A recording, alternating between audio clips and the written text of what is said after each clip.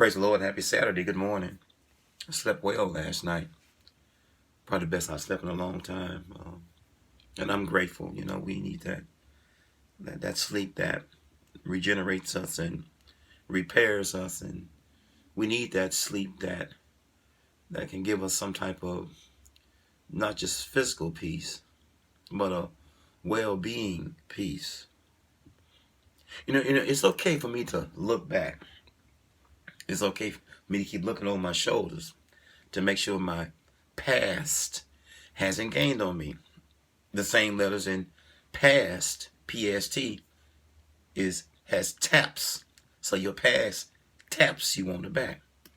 And so many people think that, I've been guilty of this, a person can just automatically change. They can change overnight.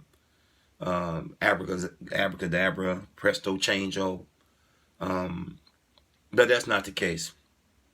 You know anything about addiction or habits?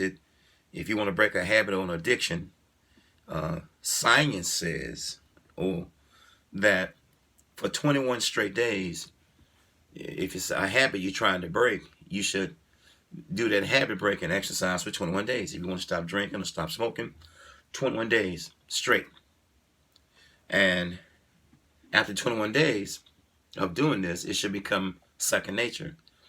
Then you have another 90 days that you do the same thing, which gives you a total of 121 days. And so that is how you can break a habit, or how it's said to break a habit, or some type of anything that has an addiction hold on you. So go 21 days straight. No smoking, no drinking, or whatever your fault or flaw or habit or addiction may be. Then you go another 90 days, the same thing, just total withdrawal. And it's hard. You know, I've been blessed by our Father to do this, and it works. But it's okay to look back. It's okay to make sure that my past or your past isn't gaining on you, because your past taps you on the back. It's okay to look back, but it's not okay to go back. It's like a person who hasn't drank in 20 years. Well, I'm going to drink a beer. A person that hasn't done crystal meth or Adderall or heroin or crack or cocaine, and well, I'm just going to do a little bit this Friday. Then another little bit turns into Saturday, then Sunday, and before you know, you got a full-blown habit or addiction. Just like anger. If you work on your anger, if you feel yourself getting mad and you swallow it and you suppress it and you fight it, and every time it comes up, you are fighting, you're going to defeat your anger. Your snap, crackle, pop. You're going off the deep end. You're jumping off head first or feet first, or however you jump off. If you fight it, the only something that beats failure is a good old-fashioned try. So leave this alone.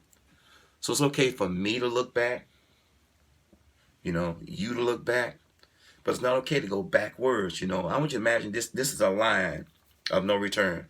And this is what people do. They go up to it, they'll turn around. They go up to it, they'll turn around. But they go up to it. But the point of no return is actually a Venus flytrap. You go up and it grabs you, pulls you over the line, the invisible line or demarcation, and you went too far. I tell people all the time, it ain't that you went too far. You went too far and you stayed too long, and the door or the opportunity to the exit closed. You went too far and you stayed too long.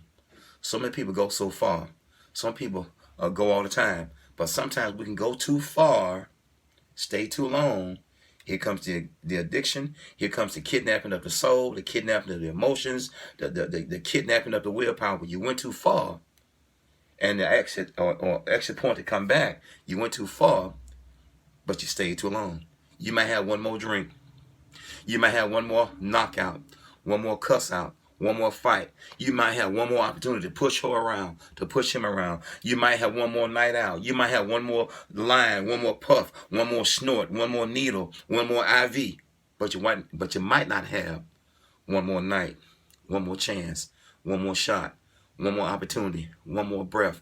As I leave this be, a lot of people go too far and they stay too long.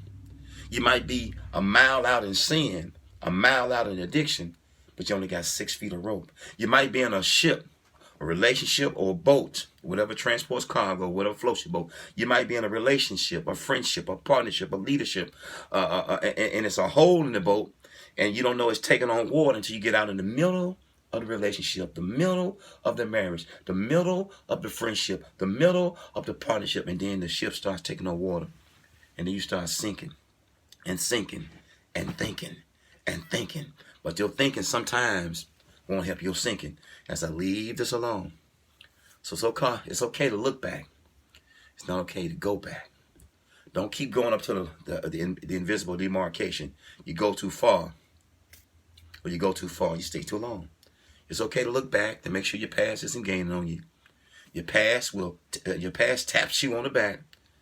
Use your past as a rearview mirror to make sure your past isn't gaining on you. Use your past to see how far God, our Father, the creator of the zebra and the father of the believer, the creator of the alligator and the father of the believer. It's okay to look back to see how far our Father in heaven has brought you. Use your past as spectacles, not to make a spectacle out of yourself, but to see how far, to see how clear, to see from whence you've came. Use your spectacles, your glasses, your past, that when you was once a spectacle, use your past as spectacle, as spiritual eyeglasses to see how far God has brought you. I might not be what I should be, but I thank God I'm not what I used to be. God bless you. Peace.